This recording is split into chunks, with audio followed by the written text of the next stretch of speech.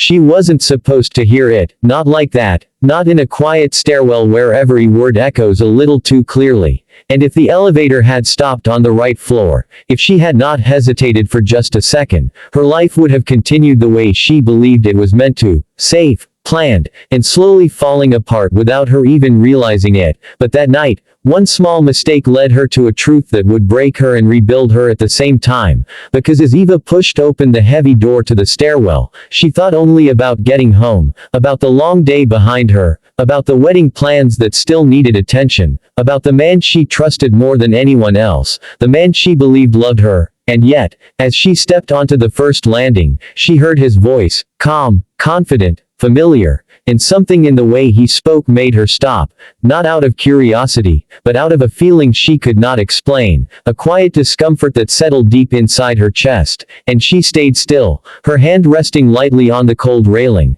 as his words became clearer, and at first, nothing seemed wrong. He was speaking casually, almost lazily, like someone who had nothing to hide, and then the tone shifted, just slightly, enough to change everything, and he laughed, a soft, dismissive laugh, and said that Eva was perfect for what he needed, reliable, predictable, easy to control, and those words did not hit her all at once. They came slowly, like a realization her mind refused to accept, and she told herself she must have misunderstood, that there was context she was missing. But then another voice answered, someone she recognized, someone from his circle, asking if he really planned to marry her, and his reply came without hesitation, cold and certain, saying that marriage was just a step, a way to secure what he wanted, her connections, her loyalty, her silence, and that love had nothing to do with it. And in that moment, something inside Eva broke, not loudly, not dramatically, but quietly,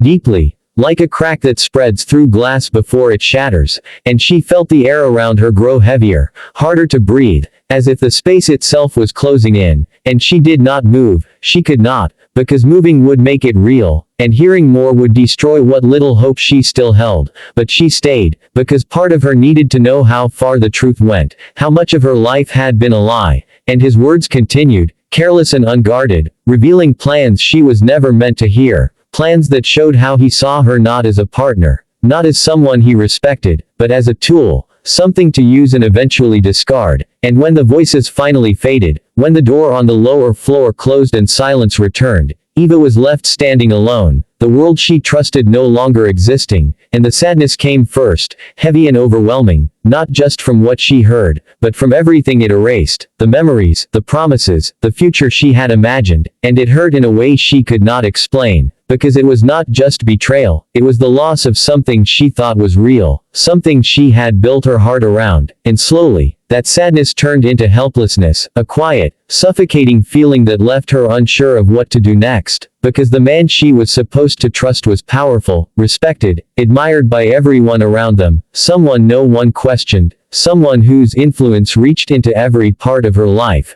and for a moment, she felt small, insignificant, like the girl she used to be, the one who learned early on that speaking up often led to being ignored or dismissed. And she walked down the stairs slowly, each step heavier than the last, her mind racing but her body moving on instinct. And when she reached the street, the world looked the same, people passing by, lights glowing, life continuing as if nothing had changed. But for her, everything had, and that night, she said nothing, she did not confront him, she did not cry in front of anyone, she simply went home and sat in silence, holding onto the pieces of herself that still made sense. And somewhere in that silence, something small began to form, not strength, not yet, but a quiet hope, fragile but persistent. A thought that maybe this was not the end of her story, that maybe knowing the truth, no matter how painful, was the first step towards something better, and she held onto that thought, carefully, like something that could disappear if she moved too quickly. And the next day, she returned to her routine, outwardly unchanged, calm, composed, exactly as everyone expected her to be. And when she saw him, he smiled the same way, spoke the same way, acted as if nothing had changed, and for the first time, she saw it clearly, the performance, the control, the confidence that came from believing he was untouchable. And she did not react, she did not reveal what she knew, because something inside her told her to wait,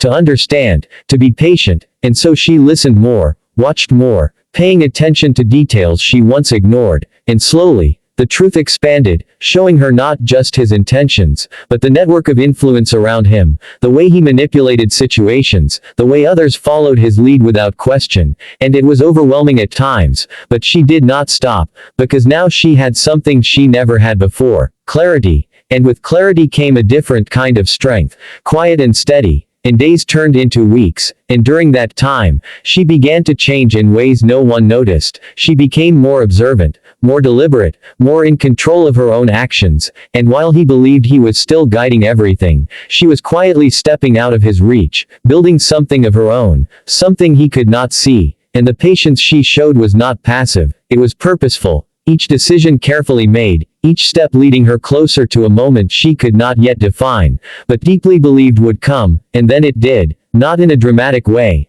not with confrontation or anger, but in a setting he never expected, a public event, surrounded by people who admired him, respected him, believed in the image he had created, and as he stood there, confident and composed, ready to speak about trust and partnership, Eva stood beside him, calm and silent, and when the moment came, when all eyes were on them, she did something simple, something quiet, but powerful. She spoke, not with emotion, not with accusation, but with truth, clear and undeniable, revealing just enough to shift the room, to introduce doubt where there was once certainty. And as she spoke, she saw the change, the subtle shift in expressions, the realization spreading through the crowd, and for the first time, his confidence faltered, not because he was confronted, but because he was exposed, not fully, not completely, but enough to break the illusion he relied on. And she did not continue, she did not need to, because the truth had already done its work, and in that moment, justice arrived, not as revenge, not as destruction, but as balance, as the restoration of something that had been taken from her, her voice, her dignity, her control over her own life, and as she stepped away, leaving him in a silence he could not escape,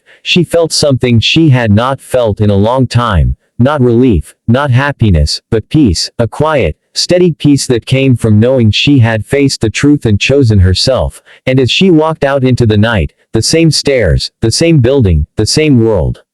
Everything looked different, not because it had changed, but because she had, and for the first time, she was not walking toward a future someone else had planned for her. She was walking toward something unknown, something uncertain, but something that was truly hers, and that was enough.